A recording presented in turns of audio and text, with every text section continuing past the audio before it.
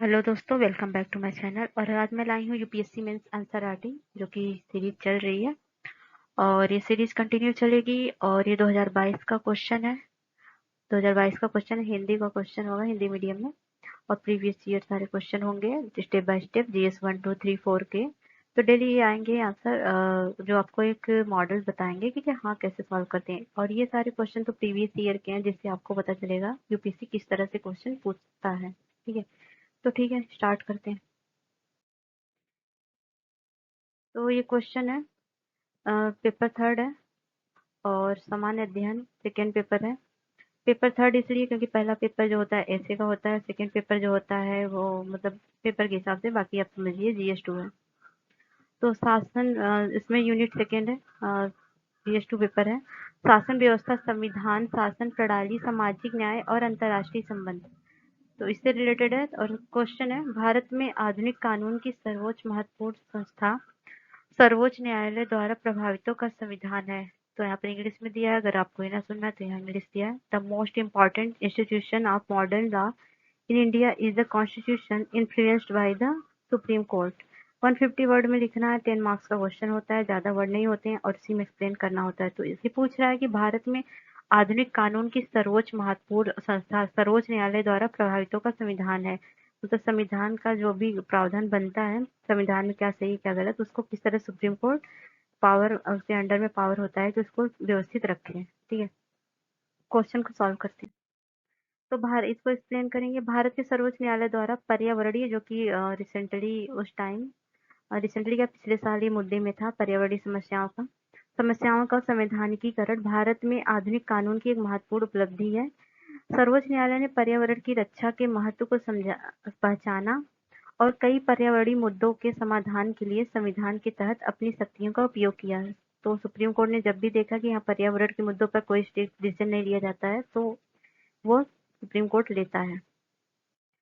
तो इसमें main body में हम अब लिखेंगे, फ्लो चार्ट बनाना बहुत इंपॉर्टेंट होता है। फ्लो चार्ट बनाने से नंबर ज़्यादा मिलते हैं और थोड़ा टाइम भी बचता है। तो पर्यावरणीय समस्याओं का संविधानीकरण करने वाली न्यायिक घोषणाएं, आप इस तरह से फ्लो चार्ट बनाइए। पहला है प्रदूषण मुक्त पर्यावरण का अधिकार, दूसरा है प्रदूषण भुगतान सिद्धांत, तीसरा है स्वच्छ वायु का अधिकार और प्रतिपूरक वनारोपण का अधिकार। तो इसके बारे में वन बाय वन जानेंगे आगे। तो पहला है प्रदूषण मुक्त पर्यावरण का अधिकार। तो यहाँ पर एक केस है, सुभाष कुमार बनाम बिहार राज्य, 1991 में सर्वोच्च न्यायालय ने माना कि जीवन का अधिकार संविधान के अनुच्छेद 21 में, आर्टिकल 21 में राइट टू लाइफ दिया गया है, एक मौलिक अधिकार है और इसमें प्रदूषण मुक्त पर्यावरण का अधिकार भी शामिल है। इस प्रकार सर्वोच्च न्यायालय ने प्रदूषण मुक्त पर्यावरण के अधिकार को संवैधानिकता प्रदान की। तो किस तरह से कॉन्स्टिट्यूशन और जो हमारा सुप्रीम कोर्ट है किस तरह से इस चीज को सेफ रख रहा है, वो दिया गया है। वहीं प्रदूषण भुगतान सिद्धांत की बात करें तो प्रदूषण भुगतान सिद्धांत में एमसी मेहता बनाम भारत संघ 1986 में सर्वोच्च न्यायालय ने पूर्ण दायित्व का सिद्धांत पेश किया। इसने निर्धारित किया कि अब खतरनाक उद्योग पर्यावरणीय क्षति के लिए उत्तरदायी होंगे। ये एग्जाम्पल है जो नंबर को बढ़ाते हैं। स्वच्छ वायु का अधिकार की बात करें तो स्वच्छ वायु का अधिकार में नागरिकों के स्वच्छ वायु के अधिकार को सुनिश्चित करने के लिए सर्वोच्च न्यायालय ने दिल्ली में और एनसीआर क्षेत्र में एमसी मेहता बनाम भारत संघ 2000 बाद में graded graded response action plan grab पेश किया, जिसने धीरे धीरे औद्योगिक गतिविधियों पर अंकुश लगाना शुरू कर दिया।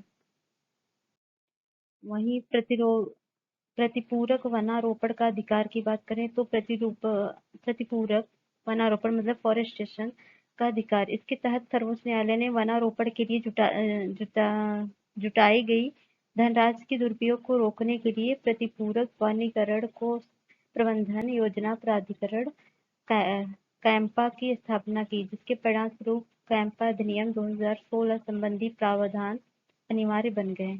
तो ये सारे प्रावधान थे जो कि याद करने इम्पोर्टेंट है, इसी से आंसर इफेक्टिव बनता है। बाकी कंक्लूजन लिखेंगे इतने सारे के बाद तो ये हो जाएगा, इस प्रकार मौलिक अधिकारों के संरक्षण के रूप में सर्वोच्च न्यायालय ने नागरिकों के पर्यावरण के अधिकार को गरिमामय जीवन के अधिकार के तहत संरक्षित करने के लिए कानूनों और न्यायिक घोषणाओं के प्रावधान को प्रभावी ढंग से नियोजित किया है।